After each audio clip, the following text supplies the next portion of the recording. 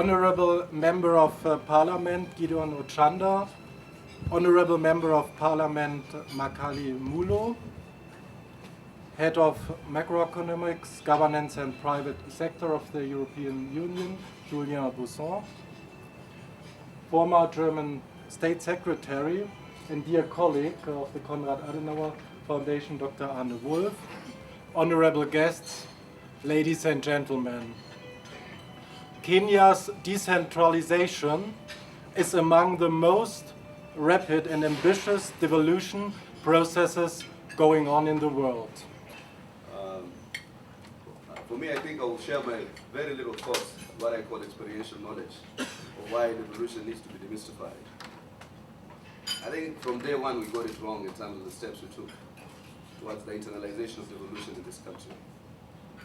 The Constitution had hoped to devolve power in a manner as to promote accountable and democratic government service delivery. Article 174 of the Constitution was very succinct, and I'll speak to some of the areas.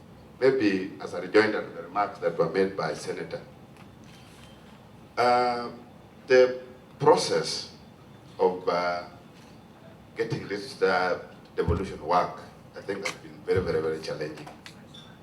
A lot of what he mentioned, or what he talked about, are issues to do with preparedness and issues to do with excitement and issues to do with the structural issues.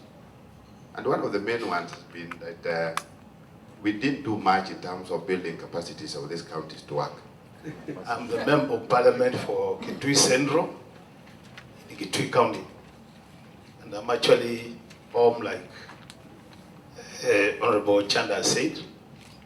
I have a bit of history in the civil society as a person working there, as a consultant, and I'm a M&D specialist when I'm not doing politics. That's what I do. The thing I want to comment on in terms of this program is the issue of community empowerment. That's coming out very clearly out of the results. And I think this is something I really want to encourage, that you empower our people. I want to say thank you. At first, I just want to congratulate the partners in this initiative. This is a very important initiative, and I want to say that I'm happy that Mombasa County is one of the beneficiary county in this project. I also want to thank my senator. That shows that Mombasa County leads and others follow, because both of us, we are in this meeting. Senator, asante sana. You have really represented Mombasa. I just want to say that I'm happy to note that your three thematic areas are very important, especially in the devolved funds, which we're having in our county.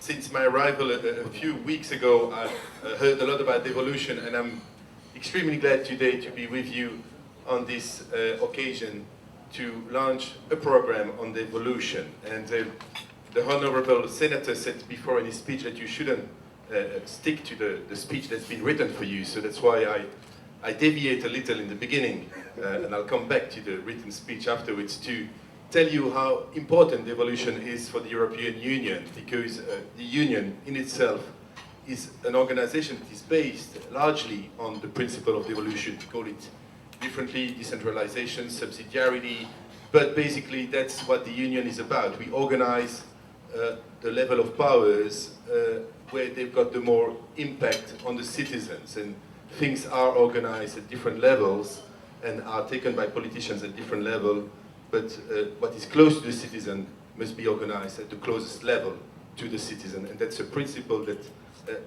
organizes all the political structure of the Union. And I'm extremely glad to have one of my first speeches on this subject in Kenya.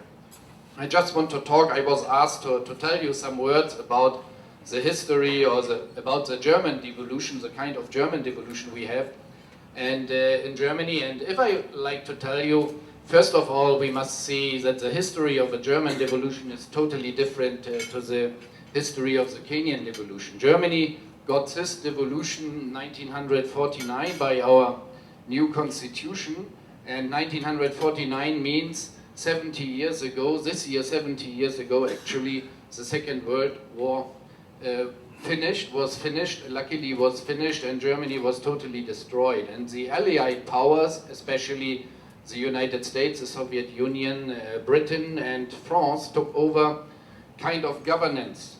And Kenya is part of the global village. So we cannot ignore that fact. Therefore, I want to start by saying that when you look at the census that is carried out in Kenya, it was done in 2009.